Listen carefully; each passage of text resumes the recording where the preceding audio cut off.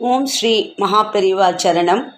மகாபெரிவா மகிமையில் இன்னைக்கு பல வருடங்களுக்கு முன்னாடி சிதம்பரம் அண்ணாமலை பல்கலைக்கழகத்தில் சமஸ்கிருத பேராசிரியராக இருந்தவர் ஸ்ரீனிவாச சர்மா.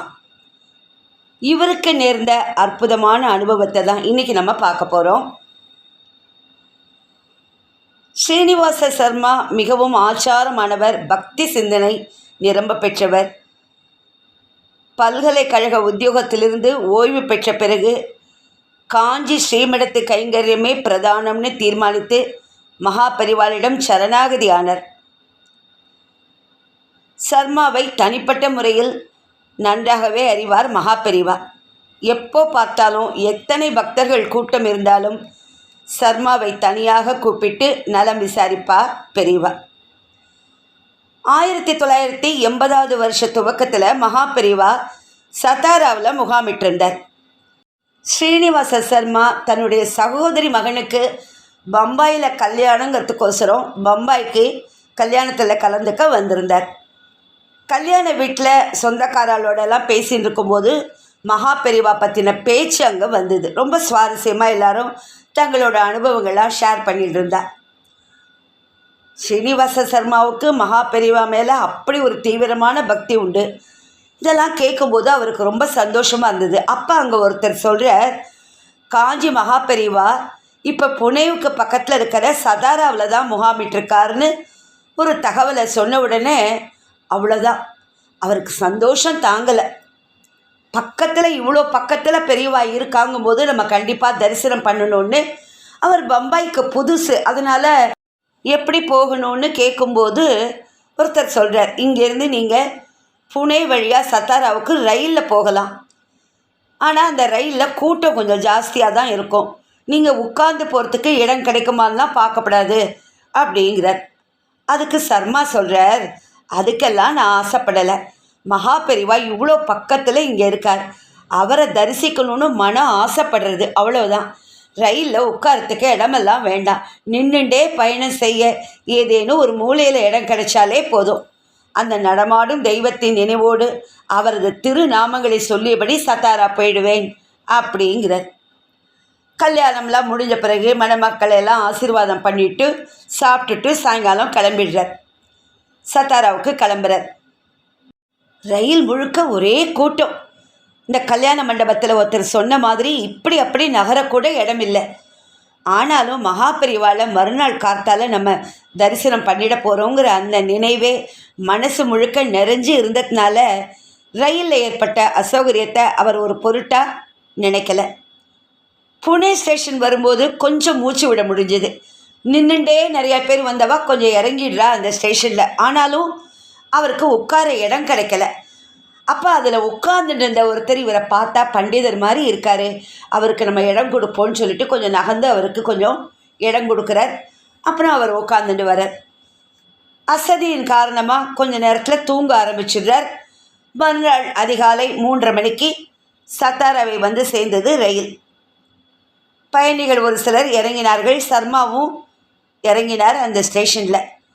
யார்கிட்ட விசாரிக்கலாம், பெரியவா எங்கே தங்கியிருக்கான்னு அந்த பிளாட்ஃபாரத்தில் இருந்தபடியே அப்படி பார்வையை சுற்றி முற்றி பார்க்குறார். கொஞ்சம் தள்ளி ஒருத்தர் நின்றுருக்கிறத பார்க்குறார். பார்த்தா தமிழ்நாட்டுக்காரர் போல் தெரிகிறாரே அப்படின்னு ஆச்சரியப்பட்டுட்டு அவர் கிட்டக்க போகிறார் சர்மா. அவரும் சர்மாவை பார்த்துட்டு, என்ன தமிழ்நாடா, வாங்க வாங்க, சூடாக கும்போணம் காப்பி சாப்பிடலா அப்படின்னு கேட்கும்போது சர்மாவுக்கு சந்தோஷம் தாங்கலை.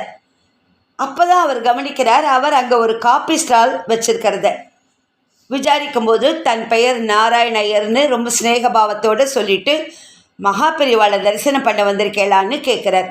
ஆமான்னு தலையை அசைக்கிறார் சர்மா. இல்லைன்னா இந்த சத்தாராவுக்கு நம்மூர்லேருந்து யார் வரப்போகிறா, மகாபெரிவா இங்கே வந்து முகாம் போடுறதுனால நம்ம ஊர் பக்கத்துலேருந்து நிறையா பேர் வரா, எனக்கும் ஸ்டால் வியாபாரம் ஓரளவு ஓடுறது அப்படின்னு சொல்லிட்டு, உங்களுக்கு இந்த ஊர் ஏற்கனவே பழக்கம் உண்டான்னு கேட்குறார். இல்லை சார், சத்தாராவுக்கு நான் வர்றது இதுதான் ஃபஸ்ட் டைம். உங்களை சத்தாராவுக்கு ஒரு ஆட்டோ ஏற்பாடு பண்ணி அனுப்புகிறேன்னு சொன்னவர் சூடாக ஒரு கப் காப்பியை சர்மாவிடம் தந்தார் நாராயண ஐயர். ஆவி பறக்க கிடைத்த ஃபில்டர் காப்பி பிளாட்ஃபாரம் முழுக்க மனம் வீசியது.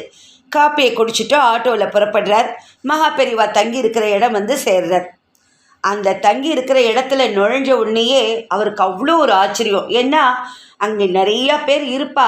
நம்ம அவள் தரிசனமெல்லாம் முடிஞ்ச உடனே நிதானமாக கண் குளிர நம்ம தரிசனம் பண்ணலாம் அப்படின்னு நினச்சிட்டு வரும்போது பெரியவாளுக்கு பக்கத்தில் யாருமே இல்லை, ஒரே ஒரு தொண்டரை தவிர.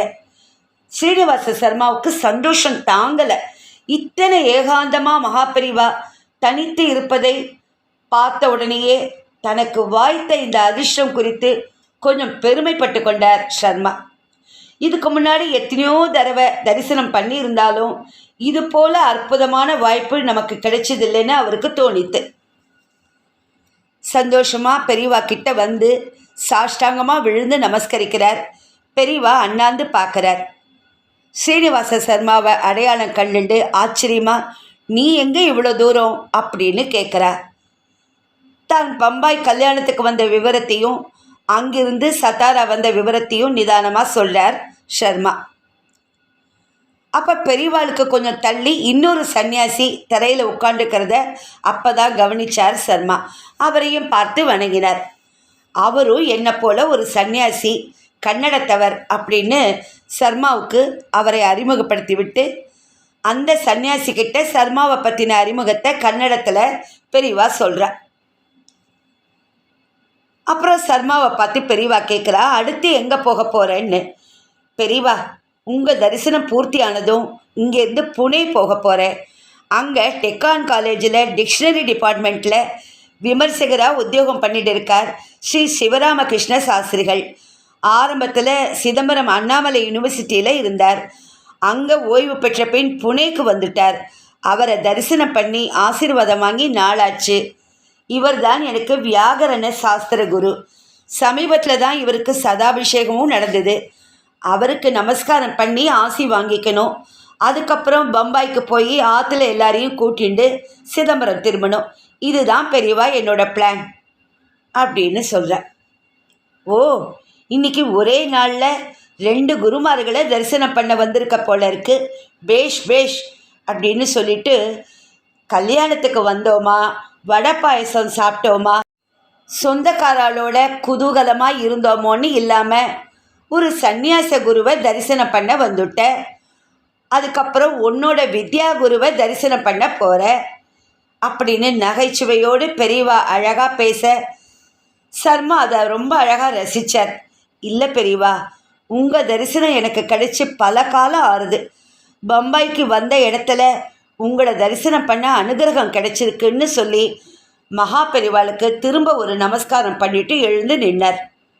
சர்மாவின் சமஸ்கிருத பணி எப்படி போயிட்டுருக்கு, சமஸ்கிருதம் கற்பதில் இப்போதைக்கு வருகின்ற மாணவர்கள் எந்த அளவுக்கு ஆர்வம் காட்டுகிறார்கள், இதை பற்றிலாம் ரொம்ப ஆர்வமாக விசாரிக்கிறா மகா பெரிவா சர்மா கிட்ட. அவரும் எல்லாத்துக்கும் பொறுமையாக புள்ளி விவரத்தோடு பதில் சொன்னார். சமஸ்கிருதம், வேதம், அனுஷ்டானம், கோசம்ரட்சணம், ஆலய கும்பாபிஷேகம் இதை பற்றிலாம் வர பக்தர்களிடம் மகா பெரிவா பேச ஆரம்பித்தா நிறைய கேள்விகள் போட்டு பேசிக்கொண்டே போவா. அதுக்கப்புறம் பெரியவா கேட்குறா, சரி அதெல்லாம் இருக்கட்டும், உங்கள் அவிபக்த குடும்பத்தில், அதாவது பிரிக்கப்படாத சொத்துள்ள குடும்பம் மற்றும் கூட்டு குடும்பம்னு பொருள் கொள்ளலாம், திருநெல்லாய் கிராமத்தில், கேரள மாநிலம் பாலக்காடு நகராட்சியில் அடங்கிய கிராமம், அங்கே உள்ள வீடு உங்கள் வசம்தானே அப்படின்னு கேட்குறா மகா பெரிவா. ஆஹா, என்ன ஒரு நினைவாற்றல்! சர்மாவுக்கு ஆச்சரியமான ஆச்சரியம். ஆமாம் பெரியவா, அதில் எந்த குறையும் இல்லை, எல்லாம் எங்கள் கிட்ட தான் இருக்குது. உனக்கு ஸ்வீகார ரீதியில் கிடைச்ச பள்ளிப்புறம் கிராமத்து வீடு, இதுவும் பாலக்காடு டவுனுக்கு உட்பட்டது. இருக்கு பெரியவா, எங்கள் சித்தப்பா காலமான பின்பு இந்த பள்ளிப்புறம் வீட்டில் விச்சா, அதாவது முழு பெயர் விஸ்வநாதன் அப்படிங்கிறவரை வாடகைக்கு வச்சோம். அவர்தான் இப்போவும் இருக்கார். எத்தனை வருஷமாக அவர் குடியிருக்கார் மகா பெரியவா கேட்குறா. 12 வருஷமாக பெரியவா அப்படின்னு சர்மா சொல்லும்போது பெரியவா ஏன் இது இப்படி குடஞ்சு கேட்குறாருன்னு ஓரளவுக்கு புரிஞ்சுடுத்து இருக்கு. அதுக்கப்புறம் சர்மாவே சொல்கிறார், பெரியவா நீங்கள் கேட்க வர்றது எனக்கு ஓரளவு புரியுறது. இதில் ஒரு பிரச்சனை இப்போ உருவாயிடுது பெரியவா. கேரள அரசாங்கத்தோட சட்டப்படி ஒருத்தர் ஒரே வீட்டில் தொடர்ந்து 10 வருஷங்களுக்கு மேலாக குடியிருந்துட்டா, அதுவும் ஹவுஸ் ஓனருக்கு வாடகையை ஒழுங்காக கொடுத்துட்டா, அந்த வீடு குடியிருப்பவருக்கே சொந்தமாகி விடலான்னு ஒரு சட்டம் இருக்குது அப்படின்னு சர்மா சொல்கிறார். அவர் குரல் அப்படியே கொஞ்சம் கொஞ்சமாக சொரத்தில்லாமல் போகிறது. மகாபெரிவா எதுவும் பேசாமல் அப்படியே சர்மாவையே பார்த்துட்டு இருந்தார். என்னை மன்னிக்கணும் பெரியவா, எங்கிட்டேயும் தப்பு இருக்குது. என்னோட உத்தியோகத்தில் நான் மும்முரமாக இருந்துட்டதுனால கேரளத்து சட்டத்தை மனசில் வாங்கிக்கலை. அந்த வீடு சட்டம் இவற்றையெல்லாம் கவனிக்கிறதுக்கு டைம் கிடைக்காமலே போயிடுது. இப்போ அந்த விச்சா எனக்கு பெரிய பிரச்சனையாக இருக்கார். என்ன பிரச்சனை? நடமாடும் தெய்வம் கேட்குறார். சமீபத்தில் ஒரு தடவை பாலக்காட்டுக்கு போயிருந்தேன். அங்கே இருக்கிற எங்களுக்கு தெரிஞ்சவா எல்லாம் என்னை பார்த்து ஏளனம் பண்ணுறா. வீட்டை 10 வருஷத்துக்கு மேலே வாடகைக்கு விட்டுட்டேன். விச்சாவும் சரியாக வாடகையை உன்கிட்ட கொடுத்துருக்கான். இனிமே அந்த வீடு விச்சாவுக்கு தான் சொந்தம். சட்டம் அதைத்தானே சொல்கிறது. தேவையில்லாமல் நீ எதுக்கு இப்போ ஊருக்கு வர்றேன்னு என்கிட்ட கேட்குறா பெரியவா. மகா பெரியவா கொஞ்ச நேரம் எதுவும் பேசலை. அதுக்கப்புறம் சொல்கிறா, சட்டம் சொல்கிறது சரி, அதில் ஏதாவது விதிவிலக்குன்னு இருக்குமே. அங்கேயே யாராவது ஒரு நல்ல வக்கீலாக பார்த்து விசாரித்து நோட்டீஸ் அனுப்பி வைக்க வேண்டியது தானே. ஓ, பாலக்காட்டில் நல்ல வக்கீலுக்கு நீ ஏன் கஷ்டப்படணும்? கல்பாத்தில் இருக்கிற சுவாமிநாத ஐயர் பெரிய வக்கீலாச்சே, ஸ்ரீமடத்தோட பக்தர், ரொம்ப நெருக்கமானவராச்சே. அவரை பார்த்து பேசி ஏதாவது பண்ணேன் அப்படிங்கிறா பெரியவா. தன் மேலேயும் தன் குடும்பத்தின் மேலேயும் மகா பெரியவா எந்த அளவுக்கு அக்கறை வச்சுட்டு இதெல்லாம் விசாரித்து அதுக்கு ஒரு வழியும் சொல்கிறாரேன்னு நினைக்கும்போது சர்மாவின் கண்கள் அவரையும் அறியாமல் கலங்கின. மெல்ல கண்ணை தொடச்சிட்டு பெரியவாளை பார்த்து, பெரியவா, நீங்கள் சொல்கிற வக்கீல் சுவாமிநாத ஐயரிடமும் டீட்டெயிலாக பேசிட்டேன் அப்படிங்கிறார். பலே, என்ன சொன்னார்? ஒன்றும் பிரயோஜனப்படலை பெரியவா.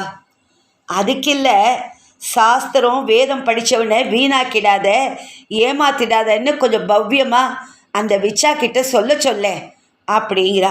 அதுவும் சொல்லி பார்த்தாச்சு பெரியவா. பல ரூபத்தில் விச்சா கிட்ட சொல்லியாச்சு. வக்கீல் நோட்டீஸ் விடுறதுனால ஒன்றும் பலன் இருக்காது. அப்படி அவனுக்கு வக்கீல் நோட்டீஸ் போச்சுன்னா என்ன பண்ணுவான் தெரியுமா? நீ சிதம்பரத்தில் பொறுப்பான உத்தியோகத்தில் இருக்கேன்னு அவனுக்கு தெரியும். வேணும்னே உன்னை 2-3 தடவை பாலக்காடு சிதம்பரம்னு அலைய விடுவான். 2-3 தடவை அப்படி பயணப்பட்டா போதுண்டா சாமின்னு ஆடி போய் உட்காந்துருவேன்னு வக்கீல் சுவாமிநாத ஐயர் சொன்னார். நீங்கள் சொல்கிற பாயிண்ட்டையும் வக்கீல் சொன்னார். சாஸ்திரம் வேதம் படித்தவனை வீணாக்கக்கூடாது, அலைய விடக்கூடாதுங்கிற 100க்கு 100 உண்மை. இது அந்த விச்சாவுக்கு இப்போ புரியல. அதுக்கு உண்டானதை அவன் நிச்சயம் அனுபவிக்கத்தான் போகிறான் அப்படின்னும் வக்கீல் சொன்னார் பெரியவா. தங்களோட குடும்பத்துக்கு பாதிதப்பட்ட பள்ளிப்புறம் வீடு பற்றி மகா பெரியவா கிட்ட சொல்கிறதுக்காக ஸ்ரீனிவாச சர்மா சத்தாரா வரல. இந்த மகானை ஏகாந்தமாக இங்கே வந்து தரிசிக்கணுங்கிற ஆசை மட்டுமே கொண்டு வந்திருந்தார். ஆனால் வந்த இடத்துல பரபிரமமான மகா பெரியவாளே இவரது குடும்பத்துக்கு உண்டான பள்ளிப்புறம் வீடு பற்றி ரொம்ப அக்கறையோடு விசாரிச்சார்னா எப்பேற்பட்ட ஒரு கருணை கடல். சரி, இப்போ அடுத்து என்ன பண்ண போகிற? சத்தாராலேருந்து எங்கே போக போகிற? உன்னோட ப்ரோக்ராம் என்ன அப்படின்னு பெரியவா கேட்குறா. பெரியவா, இப்போ மணி காத்தால 9 ஆயிடுத்து. சத்தாரா ரயில்வே ஸ்டேஷன்லேருந்து புனே போகிற ரயில் 10:30 மணிக்கு இருக்கான். அந்த வண்டியை பிடிச்சா சாயங்காலம் புனே போயிடலாமா. அங்கே போனதும் நான் சொன்னேன் இல்லையா பெரியவா, என்னோட வித்யா குரு ஸ்ரீ சிவராமகிருஷ்ண சாஸ்திரிகள், அவளை பார்த்து ஒரு நமஸ்காரம் பண்ணி ஆசீர்வாதம் வாங்கணும். அவர்கிட்ட கொஞ்சம் நேரம் பேசிட்டு அதுக்கப்புறம் புனேலேருந்து பம்பாய் புறப்பட்டுடுவேன் அப்படிங்கிறார் ஸ்ரீனிவாச சர்மா. பேஷ் பேஷ். சரி, உனக்கு மத்தியானத்துக்கு ஆகாரம் வேண்டாமோ? சாப்பாட்டுக்கு எங்கேயானும் கஷ்டப்பட போகிறேன். வேண்டாம் பெரியவா, இங்கே வர்றதுக்கு எனக்கு வழி காண்பிச்சு ஆட்டோவில் ஏற்றி விட்டார்னு சொன்னேனே, மாயவரம் நாராயண ஐயர். அவர் சத்தாரா ஸ்டேஷனில் தான் காபி ஸ்டால் வச்சுருக்கார். புனே ரயில் ஏறுறதுக்கு முன்னாடி தன்னை வந்து பார்க்க சொல்லியிருக்கார். சுமார் 10 மணி வாக்கில் ஒரு பொட்டலம் ஆகாரம் தந்துடுறேன்னு சொல்லியிருக்கார். அங்கே போய் அவர்கிட்ட வாங்கிக்கிறேன் பெரியவா, அதுவே எனக்கு போதும்னு மகா பெரியவாளை பார்த்து சொன்னார் சர்மா. தன்னோட வலக்கையை உயர்த்தி ஆசிர்வதிக்கும் பாவனையில் காண்பித்து விட்டு, சரி புறப்படு அப்படிங்கிறா மகா பெரியவா புன்னகையோடு. ஆச்சு, உத்தரவு கிடைச்சாச்சு. சர்மாவுக்கு ஒரே சந்தோஷம். நல்ல நிறைவான தரிசனம், பரிபூர்ண ஆசிர்வாதம், ஆனந்தமான உத்தரவு. இதை தவிர வேற என்ன சந்தோஷம் எனக்கு வேணும்னு மனம் பூரித்தபடி மகா பெரியவா சரணம், மகா பெரியவா சரணம்னு மனசுக்குள் துதித்தபடி அந்த திருச்சன்னதியில் அவருக்கு ஒரு சாஷ்டாங்க நமஸ்காரம் செய்தார். முகாமை விட்டு வெளியே வந்தார் சர்மா. நடக்க ஆரம்பித்தார். கொய்யா தோப்புக்குள்ளே வேக வேகமாக நடந்து கிட்டத்தட்ட பிரதான சாலைக்கும் வந்துட்டார். சதாரா ரயில்வே ஸ்டேஷன் போகிறதுக்கு ஒரு வாகனம் வேணுமே அப்படின்னு யோஜனை பண்ணிகிட்டே நடந்துட்டு இருந்தவரை ஷர்மா மாமா, ஷர்மா மாமான்னு ஒரு பலமான குரல் ஒலிக்கிறது. என்னடா அது, நம்ம பேரை யாரோ துல்லியமாக சொல்கிறாளே, யாராக இருக்கும் அப்படின்னு திரும்பி பார்க்குறார். ஆச்சரியம். ஸ்ரீமடத்து முகாமில் மகா பெரியவாளுக்கு பக்கத்தில் நின்றுண்டு கைங்கரியம் செஞ்சுட்டு இருந்த அந்த தொண்டர் இவரை நோக்கி ஓடி வரார். அப்படியே நின்னார் சர்மா. பக்கத்தில் வந்து அவர் சொல்கிறார், ஷர்மா மாமா, மகா பெரியவா உங்களை உடனே கூட்டிகிட்டு வர சொல்கிறார், இது பெரியவா உத்தரவு அப்படிங்கிறார். சர்மாவுக்கு ஆச்சரியம். எதுக்காக மீண்டும் பெரியவா நம்மளை கூப்பிடுறார்? சரி, பெரியவா கூப்பிடுறாருன்னா ஏதாவது விஷயம் இருக்குன்னு யோசிச்சுட்டே அந்த தொண்டர் பின்னாடி நடக்க ஆரம்பிக்கிறார். மகா பெரியவாளை எத்தனை முறை பார்த்தாலும் பார்த்துட்டே இருக்கலாம், எத்தனை முறை தரிசித்தாலும் தரிசிச்சுட்டே இருக்கலாம், பார்த்துட்டே இருக்க தோணும் மனசு. தனக்கு எதிரே வந்து நிற்கும் சர்மாவை ஒரு சில வினாடிகள் ஆழமாக ஊடுருவி பார்த்தார் மகா பெரியவா. அதுக்கப்புறம் இன்னும் ஒரே ஒரு தரம் என்னை நமஸ்காரம் பண்ணிட்டு போயிடேன் அப்படிங்கிறார். அப்படியே கண்லேருந்து கண்ணீர் கொட்டுறது, வாயிலேருந்து வார்த்தை வரல. எந்த தெய்வம் கூட்டி என்னை திரும்ப ஒரு தடவை நமஸ்காரம் பண்ணிட்டு போயேன்னு சொல்லும்? வந்தாரை வாழ வைக்கும் நடமாடும் தெய்வம் அல்லவா நம்ம மகா பெரியவா. என்கிட்ட ஒரு நமஸ்காரத்தை கேட்டு பெறணுங்கிறதுக்காகவே என்னை மீண்டும் இங்கே வரவழைச்சிருக்காரேன்னு உணர்ச்சி வசப்பட்டு உள்ளுக்குள்ளே அழறார் சர்மா. மகா பாக்கியம் பெரியவா, மகா பாக்கியம் பெரியவா, இன்னொரு முறை நமஸ்கரிக்கிறதுல பரமானந்தம் அப்படின்னு சொல்லிட்டு சாஷ்டாங்கமாக விழுந்து பணிந்து எழுந்தார். சர்மா தரையிலிருந்து எழ முற்படும்போது ஒரு தாய்க்கு உண்டான வாஞ்சையோடு அவரையே கருணையோடு பார்த்துட்டு இருந்தா மகா பெரியவா. அனுகிரகம் வழங்குவது போல் தன் வலக்கையை தரை பக்கமாக திருப்பி அசைச்சார். பார்த்து மெல்ல மெல்ல எழுந்துரு, க்ஷேமமாக இருப்ப அப்படின்னு மகா பெரியவாளே திருவாய் மலர்ந்து சொல்கிற மாதிரி சர்மாவுக்கு அந்த வினாடியில் தோணித்து. வேறு எந்த வார்த்தையும் மகா பெரியவா பேசலை, சர்மாவும் கேட்கலை. இது எப்பேற்பட்ட ஆசீர்வாதங்கிறது பின்னாளில்தான் சர்மாவுக்கு புரிந்தது. ஒரு வாகனமும் அமைந்து சதாரா ஸ்டேஷன் போனார் சர்மா. அங்கே நாராயண ஐயரை பார்த்து அவருக்கு நன்றி சொல்லிட்டு உணவு பொட்டலத்தையும் வாங்கிட்டார். 10:30 மணிக்கு வந்த ரயில் ஏறி புனே போனார். வித்யா குருவை தரிசனம் பண்ணி ஆசீர்வாதம் வாங்கி பல விஷயங்களை பேசிட்டு அடுத்த நாள் அதிகாலை பம்பாய் போனார். அங்கிருந்து அன்னைக்கு ராத்திரி சென்னைக்கு ரயில் ஏறி சிதம்பரமும் வந்தாச்சு. சதாராவில் மகா பெரியவா தரிசனமாகி சுமார் ஒரு 10 நாட்கள் கழிந்திருக்கும். அன்னைக்கு ஒரு பகல் நேரத்தில் பாலக்காட்டில் இருக்கும் சர்மாவின் தமையனார் எழுதிய கடிதம் சிதம்பரத்தில் இவரது கைக்கு வந்து சேர்ந்தது. அதில் இருந்த விஷயம் இதுதான். நம் பள்ளிப்புறம் கிரகத்தில் குடியிருந்த விச்சா நேற்று சாயங்காலம் வீட்டு சாவியை என்னிடம் ஒப்படைத்து விட்டார். ஆச்சரியமான ஆச்சரியம்.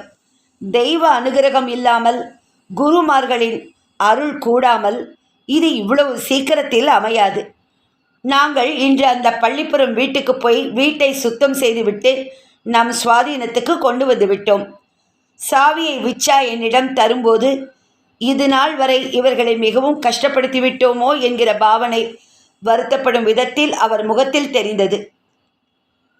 கடிதத்தின் சாராம்சத்தை படித்து முடித்ததும் சர்மாவுக்கு சந்தோஷத்தை கட்டுப்படுத்த முடியல.